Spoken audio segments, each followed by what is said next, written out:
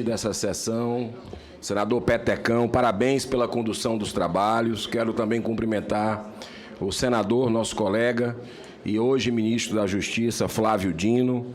Eu tenho procurado observar, ministro, as suas entrevistas e as suas audiências públicas com muita atenção. Hoje o Brasil precisa de pacificação, e isso é uma responsabilidade toda nossa. A regra da boa convivência, eu acredito, que é o respeito. E eu vejo que talvez numa próxima audiência a gente possa ter um respeito a essa casa, por exemplo.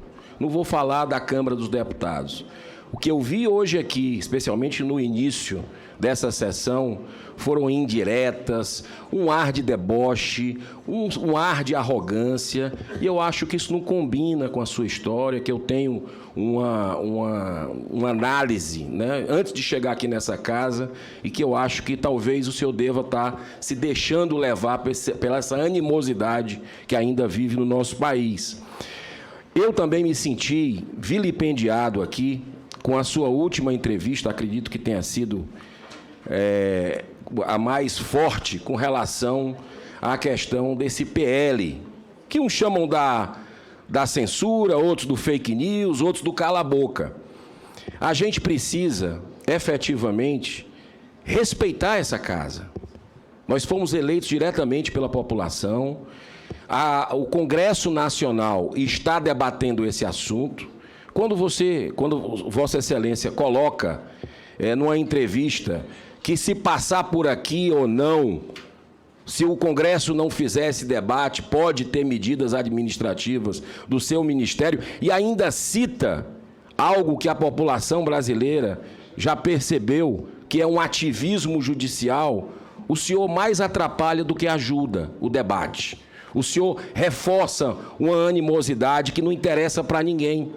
Quando a gente vê que, no mesmo momento que o senhor está falando isso, o ministro Toffoli libera para votar o recurso extraordinário sobre a questão do marco civil da internet. É muita coincidência. Imediatamente, na hora que está falando tudo isso, o ministro libera para votar. Um negócio que é de 2017. Um recurso extraordinário vai nessa semana que o Congresso Nacional manda um recado de que não quer deliberar, não quer aprovar isso. Aí vem o presidente da Câmara dos Deputados e coloca: eu só vou colocar para votar se for para vencer. O que é isso que está acontecendo? Isso é respeitar esse Congresso? Eu quero deixar o meu repúdio a essa colocação, né, que eu vejo como desrespeito a essa casa, como eu vi com outros colegas aqui, que foi colocado, com todo respeito ao senhor. Eu queria falar que tem outra situação que liga o meu estado ao do senhor e que vai se ligar ao Ministério da Justiça. No ano de 2021, nós tivemos no Brasil, e somos os campeões, isso é uma vergonha nacional, campeões mundiais de assassinatos em números absolutos pelas Nações Unidas, 30 municípios que ultrapassaram a taxa de 100 homicídios por 100 mil habitantes. Infelizmente, o nosso Nordeste é o campeão disso. É triste fazer esse registro, mas a cidade de São João do Jaguaribe, lá no meu Ceará, que eu visitei recentemente, registrou a inacreditável taxa de 224 homicídios por 100 mil habitantes. Cidade quase fantasma, que eu vi, que eu presenciei lá. O município Junco, né, que é do seu estado, teve também a elevadíssima taxa de 107 homicídios por 100 mil habitantes. Para se ter uma noção do tamanho dessa tragédia humanitária para a ONU, uma taxa acima de 10 homicídios por 100 mil habitantes já se considera uma epidemia, ministro.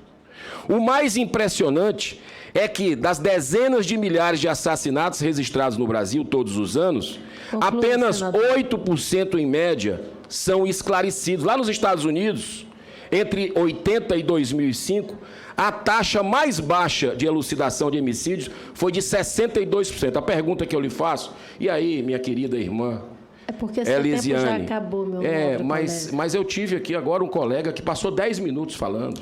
Pois é, e mas foi deixado pela presidência da casa. O senador Petecão está mais tolerante do que eu, então... Mas não vamos ter dois pesos e duas medidas, não. Deixa eu Não, mas é a primeira vez que eu estou conduzindo aqui, eu queria pedir a Vossa Excelência que concluísse, por favor.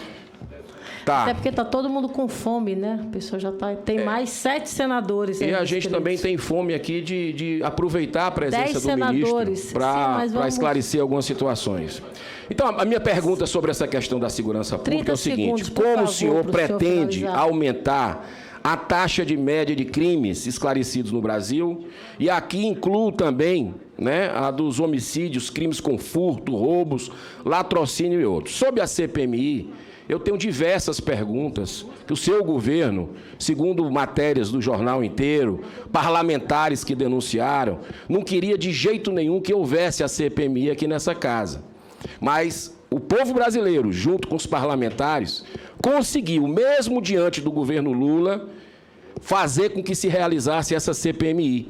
Eu tenho muitas perguntas para o senhor, não vou antecipar, mas como o senhor disse que vai fazer live com os senadores aqui, disse que vai vir quantas vezes forem necessários, e não precisa nem de convite, que o senhor possa, na CPMI, a gente não precisa nem votar o requerimento da sua presença para esclarecer alguns pontos sobre os atos do dia 8. Muito obrigado, senhor ministro. Presidente Petecão.